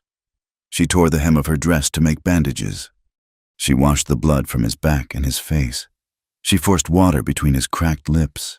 She hunted lizards and snakes for food, cooking them over a small, smokeless fire. She was no longer the girl who wiped tables. She was a creature of the wild, hardened in the forge of survival. On the 3rd night, Eli finally sat up. He leaned against the canyon wall, watching Clara clean the Colt revolver by the firelight. "You came back," he said. His voice was stronger, though still rough. Clara looked up. Her face was smudged with dirt, her hair a tangled mess, but her eyes were clear. "You didn't give me a choice," she said. "You gave yourself up. I thought—" Eli paused, looking down at his hands. "I thought if I surrendered, they would let you live. I thought I could buy your life with mine. You can't buy my life, Eli," Clara said softly. "It belongs to me, and I chose to spend it getting you out." Eli shook his head slowly. "I never planned to live long. Clara, after Sarah, after the war, I was just waiting. I was looking for a bullet with my name on it. I thought that was my penance, to die alone in the snow." He looked at her, his gaze intense and vulnerable. "Then I found you on the trail," he said. "And suddenly, dying didn't seem like justice anymore. It seemed like a waste." Clara set the gun down. She moved to sit beside him. The heat radiating from him was familiar now, an anchor in the chaos. "I used to dream about this," she confessed, staring into the small flame. "Not the running, not the shooting, but being with someone who didn't want to take from me.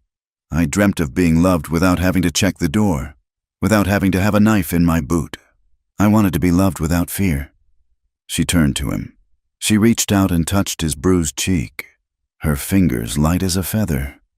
"You make me feel real," she whispered. "Not like a doll, not like a target, like a woman." Eli caught her hand. He pressed it to his lips. "You are the most real thing I have ever known," he said. He leaned in. He kissed her. It was not the desperate, frantic collision of the cabin. It was not the kiss of two people trying to forget they were dying. It was slow. It was bruised and breathless. It tasted of pain and survival. But mostly, it tasted of reverence. Eli kissed her as if she were the air he needed to breathe. He held her face in his hands, his touch worshipful. Clara melted into him, her body softening against his hardness. There was no hurry. There was no fear of the dawn. In that canyon, surrounded by stone and silence, they did not make love to escape. They made love to arrive. They moved together with a quiet, aching tenderness, reclaiming their bodies from the violence that had been inflicted upon them. It was a solemn oath, sworn in skin and breath, that they were alive, and that they belonged to no one but each other. When they finally lay still, wrapped in each other's arms beneath the canopy of stars, Clara rested her head on his chest. She listened to the steady, strong beat of his heart. "We have the book," she whispered into the dark. "We have the book." Eli agreed, his arm tightening around her. "And we have guns. Santa Fe," she said. "Santa Fe," he echoed. "We finished it. But for tonight, there was no sheriff, no bounty, no past. There was only the fire, the stars, and the man who had faced death to keep her safe, holding her as if she were the rarest treasure in the territory." The road to Santa Fe was a ribbon of dust stretching north through a landscape that seemed to have been hammered out of copper and bronze. Clara Rios and Eli Morgan rode not as fugitives, but as pilgrims seeking a shrine of justice that might not even exist. The panic that had driven them into the canyons had crystallized into a cold, hard resolve. They were done running. The ledger Clara carried against her chest, wrapped in oilcloth and pressed tight to her skin, was no longer just an insurance policy. It was a weapon, heavier and more deadly than the Colts hanging at their hips. They reached the territorial capital as the sun was setting, painting the adobe walls of the city in shades of blood, orange, and violet. Santa Fe was a world away from the grime of San Rojo. It was older, carrying the weight of centuries in its narrow streets and the bells of the cathedral. But even here, Clara felt the phantom gaze of Sheriff Tanner. She kept her hat pulled low, her eyes darting to every shadow. Eli rode close beside her. His shoulder was stiff, and his face was drawn with the lingering pain of his wound. But he sat in the saddle with an upright defiance.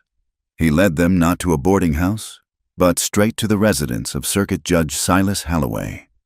Eli knew the man from the war, a former major who had kept his honor when the world was burning. The meeting took place in a study that smelled of beeswax and old paper. Judge Holloway, a man with a mane of white hair and eyes like flint, listened in silence as Clara laid the ledger on his mahogany desk. She opened it with trembling fingers. She showed him the columns of numbers, the dates of the payroll robberies, the payoffs marked with Tanner's initials. She spoke of the murder in the alley, her voice steady, refusing to break. She was no longer the terrified girl in the saloon. She was a witness to the rot at the heart of the territory. Holloway read for a long time. The clock on the mantel ticked, each second a hammer blow against Clara's nerves. Finally, the judge looked up. He did not smile, but his expression was grave and furious. He promised them that the United States Marshals would ride at dawn. He promised an investigation that would strip San Rojo to its bones. He offered them sanctuary in the city until it was done. Eli looked at Clara. They stood by the fireplace, the warmth doing little to chase the chill from their bones. He told her she should stay. He said she would be safe here, behind walls and laws. Clara shook her head. She looked at the map on the judge's wall, at the empty spaces of the Southern Territory. She said that a piece of paper signed by a judge was not safe. Safety was knowing the wolf was dead. She said she was going back. She wanted to see the end of it. She wanted to reclaim the life that had been stolen from her. Eli did not argue. He saw the steel in her spine. He simply nodded and said that if they were going back, they were going back prepared. They rode out 2 days later, flanked by 4 federal marshals. But the marshals were men of the law, bound by jurisdiction and procedure. They rode the main road. Eli, sensing the shift in the wind, led Clara along a parallel route, a deer trail that hugged the river, moving faster, staying ghost-like in the terrain he knew better than the lines of his own hand. The journey south was tense. The land seemed to hold its breath. The hawks circling overhead looked like vultures waiting for a meal. They reached the bend of the Pecos River on a Tuesday afternoon. The water was high, swollen with the melt from the high country, churning brown and angry against the banks. The trail here was forced into a choke point, squeezed between the rushing water and a steep rise of limestone bluffs dotted with gnarled cottonwoods. Eli pulled his horse up. The hair on the back of his neck stood up. The silence was too deep. The birds had stopped singing. He turned to Clara, his mouth opening to shout a warning. The attack did not begin with a shout, but with a volley of gunfire that shredded the leaves of the cottonwoods. Sheriff Tanner had not waited in town. He had ridden out to meet them. He had brought the last of his loyal dogs, men who knew that if the ledger reached the courts, they would all hang. Eli's horse reared, screaming as a bullet plowed into the dirt beneath its hooves. Eli fought the animal, spinning it around. He saw them, 5 men on the ridge, Tanner in the center, a buffalo rifle in his hands.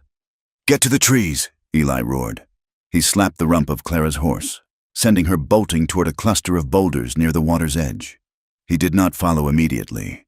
He held his ground in the open, levering his Winchester, drawing their fire.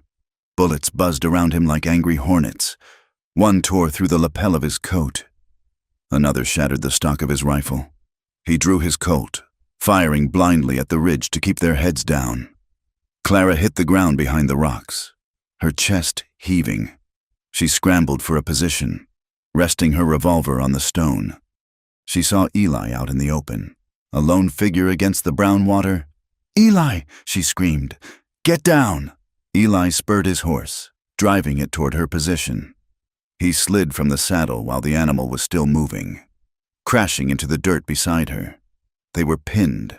The river was at their backs, deep and fast. The shooters had the high ground. "They are coming down," Eli gasped, checking the cylinder of his gun. He was bleeding from a cut on his forehead, blood blinding his left eye. "They know we are alone. The marshals are miles behind." Clara looked up. Tanner and his men were advancing, moving from rock to rock, closing the noose. Tanner was shouting, taunting them. He called out that he would burn the book, and then he would burn them. "We have to break their line," Eli said. His voice was calm, the deadly calm of a soldier who had accepted the end. "I will draw them left. You take the shot when Tanner shows himself." "No." Clara grabbed his arm. "No, you are not sacrificing yourself." "It is not a sacrifice, Clara," Eli said, looking at her with an intensity that stopped her heart. "It is the job." He did not give her time to argue. He surged up from behind the rock, running in a crouch toward the riverbank, firing as he moved. The outlaws turned their guns on him. The air erupted with lead. Tanner stood up from behind a fallen log. Leveling his buffalo rifle at Eli's exposed back, he took his time. He smiled. Clara saw him. She saw the black bore of the rifle. She saw the sheriff's finger tighten on the trigger. She did not think. She did not breathe. She stood up, exposing herself fully to the enemy fire. She leveled the heavy Colt Navy, holding it with 2 hands just as Eli had taught her. "Squeeze. Do not pull." She fired. Her bullet struck the stock of Tanner's rifle, splintering the wood and deflecting his aim. His shot went wide, splashing harmlessly into the river. Tanner roared in fury. Turning his gaze to her, he drew his sidearm, abandoning the ruined rifle. At the same moment, a hidden gunman in the brush to the right fired a shotgun. Eli saw the shooter before Clara did. He saw the barrel poke through the sagebrush. He was 20 feet away from her. He could not shoot fast enough. He threw himself backward, abandoning his cover, launching his body into the space between the shotgun and Clara. The blast was a thunderclap. Eli was hit mid-air. The buckshot caught him in the chest and side, slamming him into the mud with sickening force. He tumbled, coming to rest near the water's edge, his blood instantly staining the brown earth red. "Eli!" Clara's scream tore her throat. Tanner was advancing, his gun raised, sensing victory. He did not see the woman anymore. He saw a target. Clara fell to her knees beside Eli, but she did not freeze. A cold, white-hot rage flooded her veins, displacing the fear. She looked up at Tanner. She saw the man who had been murdered in the alley. She saw the man who had threatened to sell her. She saw the man who had just killed the only person who had ever loved her. She raised the Colt again. Her hand was rock steady. Tanner laughed. "It is over, girl." "Yes," Clara whispered. "It is." She fired. The bullet took Sheriff Tanner square in the center of his chest. He looked surprised. He looked down at the hole in his vest, then back at her. He tried to speak, but only blood came out. He crumpled slowly, folding in on himself like a collapsing tent, and fell face first into the dirt. The remaining outlaws, seeing their leader fall and hearing the thunder of approaching hooves from the north, the marshals finally arriving, broke and ran. Clara did not watch them go. She dropped her gun and crawled to Eli. He was lying on his back, staring up at the cottonwood leaves. His breathing was a wet, bubbling rasp. His chest was a ruin of blood and torn fabric. Clara pressed her hands over the wounds, trying to hold the life inside him. The blood was hot and slick, pumping between her fingers. "No," she wept, rocking back and forth. "No, no, no, you promised. You said you always come back." Eli turned his head. His eyes were losing focus, drifting toward the gray sky. He struggled to focus on her face. He smiled, a small, bloody curving of his lips. "Clara," he whispered. "I am here," she sobbed, leaning down to brush her forehead against his. "I am here. Stay with me. Please, God, stay with me." He coughed, a terrible sound. "I am not afraid," he wheezed. Every word cost him a breath he could not spare.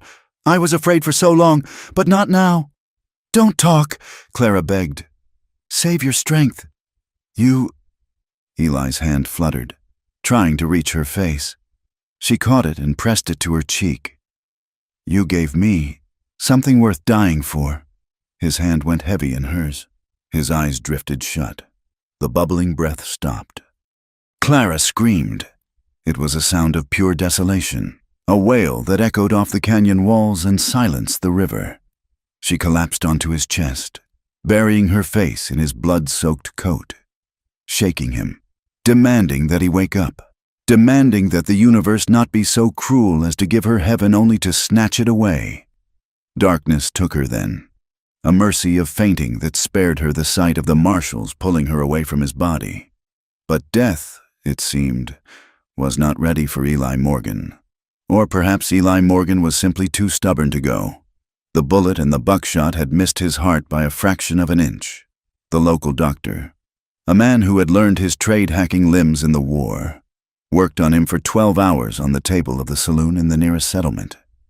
Clara stood by the door the entire time, still covered in his blood, refusing to wash, refusing to eat, holding the doctor to his task with a gaze that promised murder if he failed. He survived. The recovery was slow and brutal. For weeks, Eli lay in a fever dream, fighting infection and the trauma of the wounds. Clara never left his side. She sat in the chair, holding his hand, singing the songs of her childhood, anchoring him to the world of the living. While he fought for breath, the territory changed. The trial in Santa Fe was the storm that broke the heat. With Tanner dead and the ledger in the hands of the federal government, the rot was exposed to the light. The mayor of San Rojo, the railway barons who had paid the bribes, the deputies who had looked the other way, they were dragged before the court. The testimony was damning. Clara stood on the stand, her voice clear and ringing, and told the story of the alley, the chase, and the man who had saved her. San Rojo was purged. New laws were written. A new sheriff, a man from the north with clean hands, was appointed. It was autumn before Eli could walk without a cane. It was winter before he could lift a saddle. But he healed. The scars on his chest were joined by new ones, a map of violence that told the story of their survival. They did not return to the town. They did not go back to the cabin in the high snows. They found a piece of land in the foothills, near the place where he had first found her bleeding on the trail. It was a valley of sweet grass and oak trees, sheltered from the wind but open to the sun. Eli built the house himself. He worked slowly at first, his strength returning with the rhythm of the saw and the hammer. He cut the timber from the forest. He hauled the stones for the chimney from the riverbed. It was not a shack. It was a home. It had a porch that faced the east and large windows to let in the light. Clara planted a garden. She learned to ride without fear. She kept the Colt Navy in a drawer by the bed, clean and oiled. But she no longer carried it on her hip. Life settled into a rhythm of peace that felt miraculous after the chaos of the hunt. They worked the land, they tended the horses, and in the evenings, they sat by the fire, reading or simply existing in the comfortable silence of two people who knew each other's souls.